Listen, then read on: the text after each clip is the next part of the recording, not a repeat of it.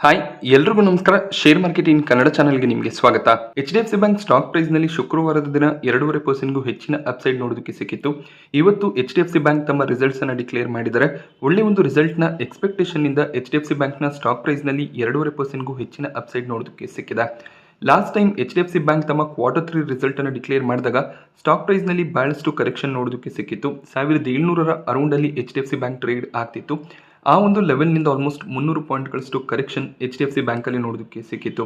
ಈಗ ಸ್ಲೋ ಆಗಿ HDFC bank recover ಆಗ್ತದೆ. ಈಗ HDFC ಬ್ಯಾಂಕ್ ತಮ್ಮ Q4 ರಿಸಲ್ಟ್ ಅನ್ನು ಡಿಕ್ಲೇರ್ ಮಾಡಿದ್ದಾರೆ. ಒಳ್ಳೆ ಒಂದು ಲೋನ್ ಗ್ರೋತ್ ಹಾಗೆ ಡೆಪಾಸಿಟ್ ಗ್ರೋತ್ HDFC ಬ್ಯಾಂಕ್ ನ ಕಡೆಯಿಂದ ಡಿಕ್ಲೇರ್ ಆಗೋದು ಕಾಣಿಸಿತ್ತು. ಸೊ ರಿಸಲ್ಟ್ ಯಾವ ರೀತಿಯಲ್ಲಿ ಬಂದಿದೆ ಅದನ್ನ ನಾವು ಅಬ್ಸರ್ವ್ ಮಾಡೋದಾದ್ರೆ ನೆಟ್ ಪ್ರಾಫಿಟ್ 16,511 ಕೋಟಿಯಷ್ಟು ಡಿಕ್ಲೇರ್ ಆಗಿದೆ. ಸೊ ಕ್ವಾರ್ಟರ್ ಪ್ರಾಫಿಟ್ ಸ್ವಲ್ಪ ಇನ್ಕ್ರೀಸ್ ಆಗ್ತಿರೋದು ಕಾಣಿಸ್ತದೆ. ಹಾಗೆ ನೆಟ್ ಇಂಟ್ರೆಸ್ಟ್ ಇನ್ಕಮ್ ಕೂಡ ಇನ್ಕ್ರೀಸ್ ಆಗಿದೆ. 29,000 ಕೋಟಿಯ ನೆಟ್ ಇಂಟ್ರೆಸ್ಟ್ ಇನ್ಕಮ್ ಅನ್ನು ಇವರು ಡಿಕ್ಲೇರ್ ಮಾಡಿದ್ದಾರೆ. HDFC ಬ್ಯಾಂಕ್ ನ ಟೋಟಲ್ ರಿಸಲ್ಟ್ಸ್ ಅನ್ನು ನಾವು ಅಬ್ಸರ್ವ್ ಮಾಡೋದಾದ್ರೆ ಮೊದಲನೇ ಕಾಲಮ್ ಅಲ್ಲಿ ನಿಮಗೆ ಈ ಒಂದು ಕ್ವಾರ್ಟರ್ ನ ರಿಸಲ್ಟ್ ನೋಡೋದಕ್ಕೆ ಸಿಗುತ್ತೆ.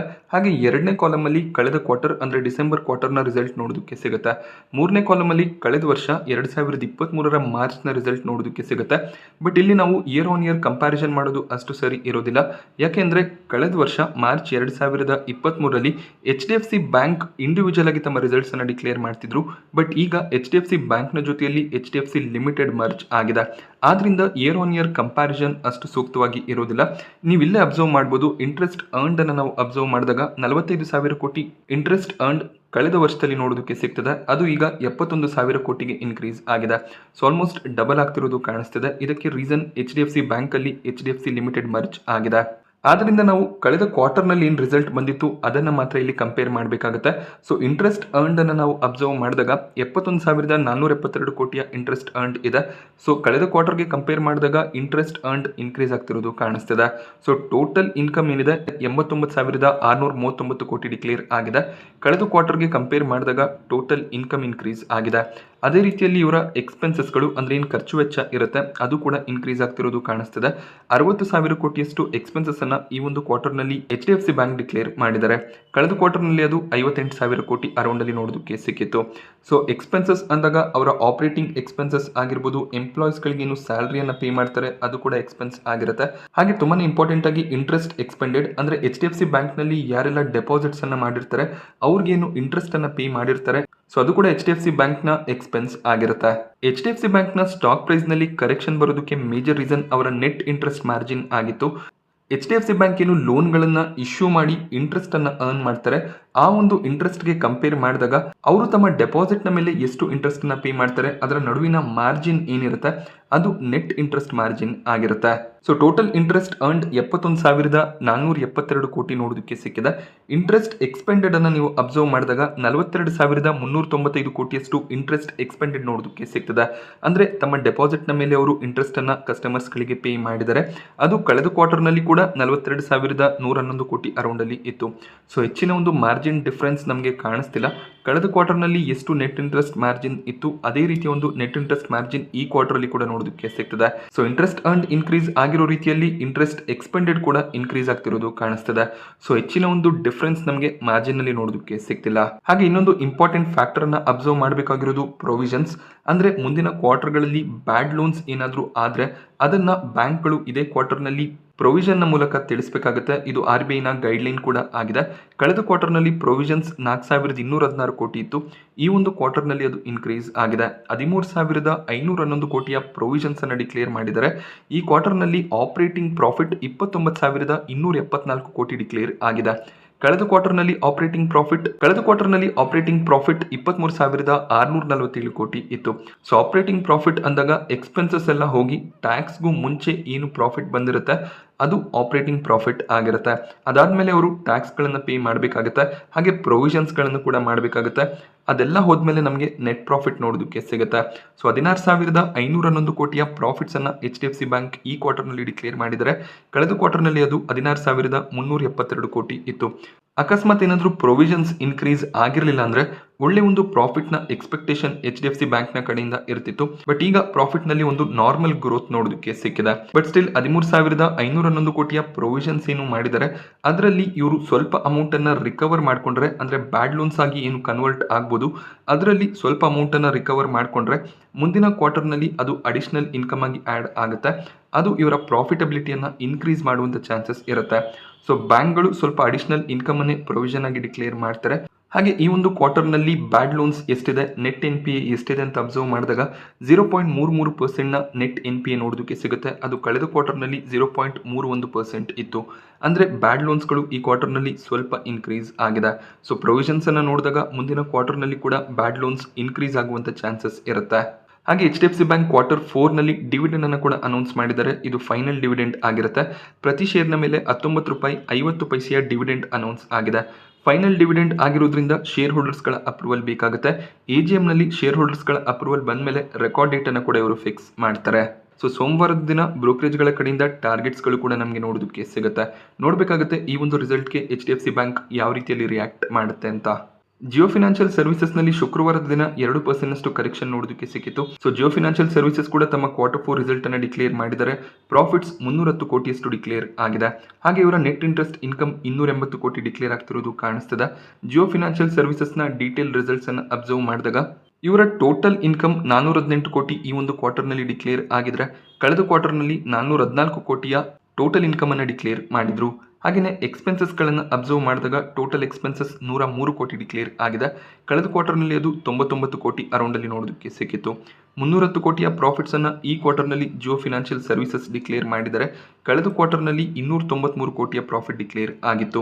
ಸೊ ಜಿಯೋ ಫಿನಾನ್ಷಿಯಲ್ ಸರ್ವಿಸಸ್ ನಲ್ಲಿ ಕ್ವಾರ್ಟರ್ ಆನ್ ಕ್ವಾರ್ಟರ್ 17 ಕೋಟಿ ಪ್ರಾಫಿಟ್ ಇನ್ಕ್ರೀಸ್ ಆಗ್ತಿರೋದು ಕಾಣಿಸ್ತಿದೆ. ಸೊ ಇಲ್ಲೂ ಕೂಡ ಅಷ್ಟೇ ಯಾವುದೇ ರೀತಿ ಒಂದು ಎಕ್ಸೆಪ್ಷನಲ್ ಪರ್ಫಾರ್ಮೆನ್ಸ್ ಅಂತ ನಮಗೆ ಕಾಣಿಸೋದಿಲ್ಲ. ಇಲ್ಲಿ ಕೂಡ ಅಷ್ಟೇ ನಾವು ಇಯರ್ ಆನ್ ಇಯರ್ ಕಂಪ್ಯಾರಿಸನ್ ನ ಮಾಡೋದಕ್ಕೆ ಸಾಧ್ಯ ಆಗೋದಿಲ್ಲ. ಯಾಕೆಂದ್ರೆ ಜಿಯೋ ಫಿನಾನ್ಷಿಯಲ್ ಸರ್ವಿಸಸ್ ರಿಲಯನ್ಸ್ ನಿಂದ ಸಪರೇಟ್ ಆಗಿ ಮಾರ್ಕೆಟ್ ನಲ್ಲಿ ಲಿಸ್ಟ್ ಆಗಿದ್ದು ಕಳೆದ 2 ಕ್ವಾರ್ಟರ್ ನ ಮುಂಚೆ. ಆದ್ರಿಂದ quarter on quarter comparison better ಆಗಿರುತ್ತೆ. ಸೊ ಕಳೆದ ಕ್ವಾರ್ಟರ್ ನಲ್ಲಿ ಜಿಯೋ ಫಿನಾನ್ಷಿಯಲ್ ಸರ್ವಿಸಸ್ 230 ಅರೌಂಡ್ ಅಲ್ಲಿ ಟ್ರೇಡ್ ಆಗ್ತಿತ್ತು. ಈಗ 370 ಲೆವೆಲ್ ಅಲ್ಲಿ ಟ್ರೇಡ್ ಆಗ್ತದೆ. ಸೊ ಪ್ರಾಫಿಟ್ ನಲ್ಲಿ ಅಷ್ಟೇನು ಜಂಪ್ ನೋಡೋದಕ್ಕೆ ಸಿಗ್ತಿಲ್ಲ. ಬಟ್ ಜಿಯೋ ಫಿನಾನ್ಷಿಯಲ್ ಸರ್ವಿಸಸ್ ಒಂದು ಜಾಯಿಂಟ್ ವೆಂಚರ್ ಅನ್ನ ಸ್ಟಾರ್ಟ್ ಮಾಡ್ತಿದ್ದಾರೆ. ಬ್ಲಾಕ್ ರಾಕ್ ನ ಜೊತೆಯಲ್ಲಿ 50-50 ಪಾರ್ಟ್ನರ್ಶಿಪ್ ನಲ್ಲಿ ಒಂದು ಅಸೆಟ್ ಮ್ಯಾನೇಜ್ಮೆಂಟ್ ಮತ್ತೆ ಬ್ರೋಕರಿಂಗ್ ಜಾಯಿಂಟ್ ವೆಂಚರ್ ಸ್ಟಾರ್ಟ್ ಆಗ್ತದೆ. ಇದರಿಂದ ಜಿಯೋ ಫಿನಾನ್ಷಿಯಲ್ ಸರ್ವಿಸಸ್ ತಮ್ಮದೇ ಆದ ಮ್ಯೂಚುವಲ್ ಫಂಡ್ ಗಳನ್ನ ಲಾಂಚ್ ಮಾಡಬಹುದು, ಅಥವಾ ಅವರು ಬ್ರೋಕಿಂಗ್ ಇಂಡಸ್ಟ್ರಿಗೆ ಕೂಡ ಎಂಟ್ರಿಯನ್ನ ಕೊಡಬಹುದು. ಅಂದ್ರೆ ತಮ್ಮದೇ ಆದ ಒಂದು ಸ್ಟಾಕ್ ಬ್ರೋಕರ್ ಸರ್ವಿಸಸ್ ಅನ್ನ ಪ್ರೊವೈಡ್ ಮಾಡಬಹುದು. ಆಗ ಅವರು ಝೀರೋದಾ, ಗ್ರೋನ್ ಅಂತ ಬ್ರೋಕರೇಜ್ ಗಳಿಗೆ ಕಾಂಪಿಟೇಷನ್ ಅನ್ನು ಕೂಡ ಕೊಡುವಂತ ಚಾನ್ಸಸ್ ಇರುತ್ತೆ. ಈ ಒಂದು ನ್ಯೂಸ್ ನಿಂದ ಕೂಡ ಸ್ಟಾಕ್ ಪ್ರೈಸ್ ನಲ್ಲಿ ಬಹಳಷ್ಟು ಜಂಪ್ ನೋಡೋದಕ್ಕೆ ಸಿಕ್ಕಿದೆ. ಬಟ್ ರಿಸಲ್ಟ್ ಈ ಒಂದು ಕ್ವಾರ್ಟರ್ ನಲ್ಲಿ ಅಷ್ಟಾಗಿ ಏನು ಇಂಪ್ರೆಸ್ ಮಾಡಿಲ್ಲ. ಸೊ ಜಿಯೋ ಫಿನಾನ್ಷಿಯಲ್ ಸರ್ವಿಸಸ್ ಸ್ವಲ್ಪ ಎಕ್ಸ್ಪೆನ್ಸಿವ್ ಆಗಿ ಟ್ರೇಡ್ ಆಗ್ತದೆ. 147 PE ನೋಡೋದಕ್ಕೆ ಸಿಗುತ್ತೆ. ಇಂಡಸ್ಟ್ರಿ PE 20 ಅರೌಂಡ್ ಅಲ್ಲಿ ಇದೆ. ಸೊ ಕೇವಲ ಫಿನಾನ್ಷಿಯಲ್ ಸೆಕ್ಟರ್ ಅಷ್ಟೇ ಅಲ್ಲದೆ ನಾವು AMC PE ಗಳನ್ನ ಕೂಡ ಕಂಪೇರ್ ಮಾಡಿದಾಗ, ಸೊ AMC ಸ್ಟಾಕ್ ಗಳು ಕೂಡ ಆಲ್ಮೋಸ್ಟ್ 40 PE ಅಲ್ಲಿ ಟ್ರೇಡ್ ಆಗ್ತದೆ. ಸೊ ಅದಕ್ಕೆ ಕಂಪೇರ್ ಮಾಡಿದಾಗ ಕೂಡ ಜಿಯೋ ಫಿನಾನ್ಷಿಯಲ್ ಸರ್ವಿಸಸ್ ಸ್ವಲ್ಪ ಎಕ್ಸ್ಪೆನ್ಸಿವ್ ಆಗಿ ಟ್ರೇಡ್ ಆಗ್ತದೆ. ಆದ್ರಿಂದ ಇಲ್ಲಿ ಸ್ವಲ್ಪ ಕಾಷಿಯಸ್ ಅಪ್ರೋಚ್ ಅನ್ನ ತಗೋಬೇಕಾಗತ್ತೆ. ಸೊ ಜಿಯೋ ಫಿನಾನ್ಷಿಯಲ್ ಸರ್ವಿಸಸ್ ನ ಫ್ಯೂಚರ್ ಪ್ರಾಸ್ಪೆಕ್ಟ್ ನ ಬಗ್ಗೆ ಯಾವುದೇ ರೀತಿಯ ಕಂಪ್ಲೇಂಟ್ಸ್ ಇಲ್ಲ. ಬಟ್ ಶಾರ್ಟ್ ಟರ್ಮ್ ನಲ್ಲಿ ಸ್ವಲ್ಪ ಪ್ಯಾನಿಕ್ ನೋಡೋದಕ್ಕೆ ಸಿಗ್ಬೋದು. ಸೊ 500-600 ಲೆವೆಲ್ಗೆ ಕೂಡ ಜಿಯೋ ಫಿನಾನ್ಷಿಯಲ್ ಸರ್ವಿಸಸ್ ಹೋಗ್ಬೋದು. ಬಟ್ ಅವರ ಅರ್ನಿಂಗ್ಸ್ ಇಂಪ್ರೂವ್ ಆಗಬೇಕಾಗತ್ತೆ. ಆಗ ಮಾತ್ರ ಸ್ಟಾಕ್ ಪ್ರೈಸ್ ನ ಈ ಒಂದು ಮೊಮೆಂಟಮ್ ಏನಿದೆ ಅದು ಜಸ್ಟಿಫೈ ಆಗುತ್ತೆ. ಟಾಟಾ ಮೋಟಾರ್ಸ್ ತಮಿಳುನಾಡಿನಲ್ಲಿ ಏನು ಹೊಸ ಒಂದು ಪ್ಲಾಂಟ್ ಅನ್ನ ಸ್ಟಾರ್ಟ್ ಮಾಡಿದ್ದಾರೆ. ಆ ಒಂದು ಪ್ಲಾಂಟ್ ನಲ್ಲಿ $1 ಬಿಲಿಯನ್ ನ ಇನ್ವೆಸ್ಟ್ಮೆಂಟ್ ಅನ್ನ ಮಾಡಬೇಕು ಅಂತ ಇದ್ದಾರೆ. ಜಾಗ್ವಾರ್ ಲ್ಯಾಂಡ್ ರೋವರ್ ಕಾರ್ಸ್ ಅನ್ನ ಭಾರತದಲ್ಲೇ ಮ್ಯಾನುಫ್ಯಾಕ್ಚರ್ ಮಾಡುವಂತ ಪ್ಲಾನ್ಸ್ ಇದೆ. ಜಾಗ್ವಾರ್ ಲ್ಯಾಂಡ್ ರೋವರ್ ಅನ್ನ ಟಾಟಾ ಮೋಟಾರ್ಸ್ 2008ರಲ್ಲಿ ಅಕ್ವೈರ್ ಮಾಡ್ಕೊಂಡಿದ್ರು. ಯುರೋಪ್ ನಲ್ಲಿ ಜಾಗ್ವಾರ್ ಲ್ಯಾಂಡ್ ರೋವರ್ ನ ಮ್ಯಾನುಫ್ಯಾಕ್ಚರಿಂಗ್ ಆಗ್ತಿತ್ತು. ಅಲ್ಲಿಂದ ನಮಗೆ ಇಂಪೋರ್ಟ್ ಆಗೋದು ಕಾಣಿಸ್ತಿತ್ತು. ಬಟ್ ಈಗ ಭಾರತದಲ್ಲೇ ಜಾಗ್ವಾರ್ ಲ್ಯಾಂಡ್ ರೋವರ್ ನ ಮ್ಯಾನುಫ್ಯಾಕ್ಚರಿಂಗ್ ಸ್ಟಾರ್ಟ್ ಆಗುತ್ತೆ. ಡೊಮೆಸ್ಟಿಕಲಿ ಅದನ್ನ ಸೆಲ್ ಮಾಡೋದು ಅಷ್ಟೇ ಅಲ್ಲದೆ ಬೇರೆ ದೇಶಗಳಿಗೆ ಅದನ್ನ ಎಕ್ಸ್ಪೋರ್ಟ್ ಮಾಡುವಂತ ಪ್ಲಾನ್ಸ್ ಅನ್ನ ಕೂಡ ಟಾಟಾ ಮೋಟಾರ್ಸ್ ಹೊಂದಿದ್ದಾರೆ. ಇದು ಟಾಟಾ ಮೋಟಾರ್ಸ್ಗೆ ಪಾಸಿಟಿವ್ ನ್ಯೂಸ್ ಆಗಿರುತ್ತೆ. ಒಳ್ಳೆ ಒಂದು ಕ್ಯಾಪಿಟಲ್ ಎಕ್ಸ್ಪೆಂಡಿಚರ್ ಪ್ಲಾನ್ ಅನ್ನ ಟಾಟಾ ಮೋಟಾರ್ಸ್ ಮಾಡ್ತಿದ್ದಾರೆ. ರೀಸೆಂಟ್ ಟೈಮ್ ನಲ್ಲಿ ಅವರ ಪರ್ಫಾರ್ಮೆನ್ಸ್ ಕೂಡ ಸ್ಟ್ರಾಂಗ್ ಆಗಿದೆ. ಸ್ಟಾಕ್ ಪ್ರೈಸ್ ನಲ್ಲಿ ಕೂಡ ಒಳ್ಳೆ ಒಂದು ಮೊಮೆಂಟಮ್ ಇತ್ತು. 1000 ಲೆವೆಲ್ ಅನ್ನು ಕೂಡ ಟಾಟಾ ಮೋಟಾರ್ಸ್ ಟಚ್ ಮಾಡಿತ್ತು. ಆ ಒಂದು ಲೆವೆಲ್ ನಿಂದ ಈಗ ಸ್ವಲ್ಪ ಕರೆಕ್ಷನ್ ನೋಡೋದಕ್ಕೆ ಸಿಗ್ತದೆ. ಬಟ್ ಟಾಟಾ ಮೋಟಾರ್ಸ್ ನ ಬಿಸ್ನೆಸ್ ಸ್ಟ್ರಾಂಗ್ ಆಗಿರೋದು ಕಾಣಿಸ್ತದೆ. IRDA ಈ ಒಂದು ಸ್ಟಾಕ್ ರೀಸೆಂಟ್ ಆಗಿ ಮಾರ್ಕೆಟ್ ನಲ್ಲಿ ಲಿಸ್ಟ್ ಆಗಿತ್ತು. ಲಿಸ್ಟ್ ಆದ್ಮೇಲೆ ಸ್ಟಾಕ್ ಪ್ರೈಸ್ ನಲ್ಲಿ ಬಹಳಷ್ಟು ಜಂಪ್ ನೋಡೋದಕ್ಕೆ ಸಿಕ್ಕಿತ್ತು. 200ರ ಹೈ ಅನ್ನು ಕೂಡ ಸ್ಟಾಕ್ ಟಚ್ ಮಾಡಿತ್ತು. ಆ ಒಂದು ಲೆವೆಲ್ ನಿಂದ ಈ ಸ್ಟಾಕ್ ಕೂಡ ಸ್ವಲ್ಪ ಕರೆಕ್ಟ್ ಆಗಿದೆ. ಹಾಗೆ ಬಹಳಷ್ಟು ಫ್ಲಕ್ಚುಯೇಷನ್ ಸ್ಟಾಕ್ ಪ್ರೈಸ್ ನಲ್ಲಿ ನೋಡೋದಕ್ಕೆ ಸಿಗುತ್ತೆ. IRDA ಕೂಡ ತಮ್ಮ ಕ್ವಾರ್ಟರ್ಲಿ ರಿಸಲ್ಟ್ ಅನ್ನು ಅನೌನ್ಸ್ ಮಾಡಿದ್ದಾರೆ. IRDAನ ಫಿಗರ್ಸ್ ಏನಿದೆ ಲ್ಯಾಕ್ಸ್ನಲ್ಲಿ ನೋಡೋದಕ್ಕೆ ಸಿಗುತ್ತೆ. ಇವರ ಟೋಟಲ್ ಇನ್ಕಮ್ ಏನಿದೆ year on year quarter on quarter increase ಆಗ್ತಿರೋದು ಕಾಣಿಸ್ತಿದೆ. ಹಾಗೆ ಎಕ್ಸ್ಪೆನ್ಸಸ್ ಕೂಡ ಈ ಒಂದು ಕ್ವಾರ್ಟರ್ನಲ್ಲಿ ಇನ್ಕ್ರೀಸ್ ಆಗಿದೆ. 337 ಕೋಟಿಯ ಪ್ರಾಫಿಟ್ಸನ್ನು IRDA ಈ ಒಂದು ಕ್ವಾರ್ಟರ್ನಲ್ಲಿ ಡಿಕ್ಲೇರ್ ಮಾಡಿದರೆ. ಸೊ ಲ್ಯಾಕ್ಸ್ನಲ್ಲಿ ಫಿಗರ್ ಇದೆ, ನಾನು ನಿಮಗೆ ಕೋಟಿಯಲ್ಲಿ ಹೇಳ್ತಾ ಇದ್ದೀನಿ. ಕಳೆದ ಕ್ವಾರ್ಟರ್ನಲ್ಲಿ 335 ಕೋಟಿಯ ಪ್ರಾಫಿಟ್ಸನ್ನು ಡಿಕ್ಲೇರ್ ಮಾಡಿದರು. So quarter on quarter compare ಮಾಡಿದಾಗ ಕೇವಲ 2 ಕೋಟಿಯ ಪ್ರಾಫಿಟ್ ಮಾತ್ರ ಇನ್ಕ್ರೀಸ್ ಆಗಿದೆ. ಹಾಗೆ ಕಳೆದ ವರ್ಷ 2023ರ ಮಾರ್ಚ್ ಕ್ವಾರ್ಟರ್ಗೆ ಕಂಪೇರ್ ಮಾಡಿದ್ರೆ ಪ್ರಾಫಿಟ್ನಲ್ಲಿ ಒಳ್ಳೆ ಒಂದು ಗ್ರೋತ್ ಇದೆ. 253 ಕೋಟಿಯ ಪ್ರಾಫಿಟ್ಸನ್ನು ಕಳೆದ ವರ್ಷ ಅವರು ಡಿಕ್ಲೇರ್ ಮಾಡಿದರು. So quarter on quarter compare ಮಾಡಿದಾಗ ಪರ್ಫಾರ್ಮೆನ್ಸ್ ಅಷ್ಟಾಗಿ ಇಂಪ್ರೂವ್ ಆಗಿಲ್ಲ. ಬಟ್ ನೀವು ಪ್ರೈಸ್ ವೇರಿಯೇಷನ್ ಅನ್ನು ಅಬ್ಸರ್ವ್ ಮಾಡ್ಬೋದು. ಸ್ಟಾಕ್ ಕಳೆದ ಕ್ವಾರ್ಟರ್ನಲ್ಲಿ ಮಾರ್ಕೆಟ್ನಲ್ಲಿ ಲಿಸ್ಟ್ ಆಗಿತ್ತು, 50ರ ಅರೌಂಡಲ್ಲಿ ಟ್ರೇಡ್ ಆಗ್ತಿತ್ತು, 200ರ ಹೈಯನ್ನು ಕೂಡ ಟಚ್ ಮಾಡಿದೆ. ಈ ಒಂದು ಸ್ಟಾಕ್ ಕೂಡ ಅಷ್ಟೇ ಎಕ್ಸ್ಪೆನ್ಸಿವ್ ಆಗಿ ಟ್ರೇಡ್ ಆಗ್ತದೆ. ಬಟ್ ಫ್ಯೂಚರ್ನ ಬಗ್ಗೆ ಯಾವುದೇ ರೀತಿಯ ಒಂದು ಕನ್ಸರ್ನ್ಸ್ ಇಲ್ಲ. ಕಂಪನಿ ರಿನ್ಯೂವೇಬಲ್ ಎನರ್ಜಿ ಸೆಗ್ಮೆಂಟ್ನಲ್ಲಿ ಕೆಲಸ ಮಾಡ್ತಾರೆ. ರಿನ್ಯೂವೇಬಲ್ ಎನರ್ಜಿ ಕಂಪನಿಗಳಿಗೆ ಲೋನನ್ನು ಡಿಸ್ಟ್ರಿಬ್ಯೂಟ್ ಮಾಡ್ತಾರೆ. ಬಟ್ PSU ಸೆಕ್ಟರ್ನ ಸ್ಟಾಕ್ ಆಗಿರುತ್ತೆ. PSU ಸೆಕ್ಟರ್ ಕಂಪನಿಗಳ PE ಅಬ್ಸರ್ವ್ ಮಾಡಿದಾಗ ಈ ಕಂಪನಿ ಸ್ವಲ್ಪ ಓವರ್ ವ್ಯಾಲ್ಯೂಡ್ ಆಗಿ ಟ್ರೇಡ್ ಆಗ್ತದೆ. ಮೇ ಬಿ 40ರ PE ನಮಗೆ ನೋಡೋದಕ್ಕೆ ಸಿಗುತ್ತೆ. ಇನ್ನೊಂದು green energy related stock NTPC Indus ಟವರ್ನ ಜೊತೆಯಲ್ಲಿ ಒಂದು MOU ಅನ್ನು ಸೈನ್ ಮಾಡಿದ್ದಾರೆ. MOU ಅಂದರೆ ಮೆಮೊರಾಂಡಮ್ ಆಫ್ ಅಂಡರ್ಸ್ಟ್ಯಾಂಡಿಂಗ್. ಸೊ ಯಾವುದೇ ಒಂದು ಕಾಂಟ್ರಾಕ್ಟ್ ಅನ್ನು ಸೈನ್ ಮಾಡೋದಕ್ಕೂ ಮುಂಚೆ MOU ಸೈನ್ ಆಗುತ್ತೆ. MOU ಮೂಲಕ ಎರಡು ಕಂಪನಿಗಳು ಪಾರ್ಟ್ನರ್ಶಿಪ್ನಲ್ಲಿ ಪ್ರಾಡಕ್ಟ್ಗಳನ್ನು ಡೆವಲಪ್ ಮಾಡ್ತಾರೆ. ಸೊ ಇಂಡಸ್ ಟವರ್ಸ್ ಮೇಜರ್ ಆಗಿ ಟೆಲಿಕಾಂ ಕಂಪನಿಗಳ ಜೊತೆಯಲ್ಲಿ ಕೆಲಸ ಮಾಡ್ತಿದ್ರು. ಈಗ ಗ್ರೀನ್ ಎನರ್ಜಿ ಸೆಗ್ಮೆಂಟ್ಗೆ ಎಂಟ್ರಿಯನ್ನು ತಗೊಂಡಿದ್ದಾರೆ. ಸೊ NTPC ಗ್ರೀನ್ನ ಜೊತೆಯಲ್ಲಿ ಈ ಒಂದು ಕಾಂಟ್ರಾಕ್ಟ್ ಸೈನ್ ಆಗಿರೋದು ಇಂಡಸ್ ಟವರ್ಗೂ ಕೂಡ ಪಾಸಿಟಿವ್ ಆಗುತ್ತೆ. ಸೋಲಾರ್ ವಿಂಡ್ ಎನರ್ಜಿಯನ್ನು ಬಳಸಿಕೊಂಡು ಈ grid connected renewable energy power source create ಆಗುತ್ತೆ. ಸೊ NTPC ಒಳ್ಳೆ ಒಂದು ಪರ್ಫಾರ್ಮೆನ್ಸ್ ಅನ್ನು ಕಳೆದ 3-4 ವರ್ಷಗಳಿಂದ ಕೊಡ್ತಿದೆ.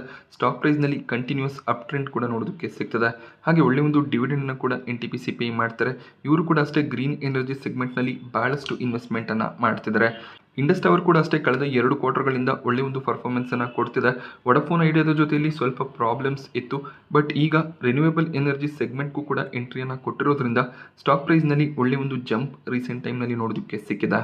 ಸೊ ನಾನಿವತ್ತು ನಿಮಗೆ ಮಾರ್ಕೆಟ್ನ ಬಗ್ಗೆ ಕೊಟ್ಟಂಥ ಇನ್ಫಾರ್ಮೇಷನ್ ಇಷ್ಟ ಆದರೆ ವಿಡಿಯೋನ ಲೈಕ್ ಮಾಡಿ. ಇನ್ನೂ ನೀವು ಚಾನಲ್ಗೆ ಸಬ್ಸ್ಕ್ರೈಬ್ ಮಾಡ್ಕೊಂಡಿಲ್ಲ ಅಂದರೆ ಸಬ್ಸ್ಕ್ರೈಬ್ ಮಾಡ್ಕೊಳ್ಳಿ. Thank you friends.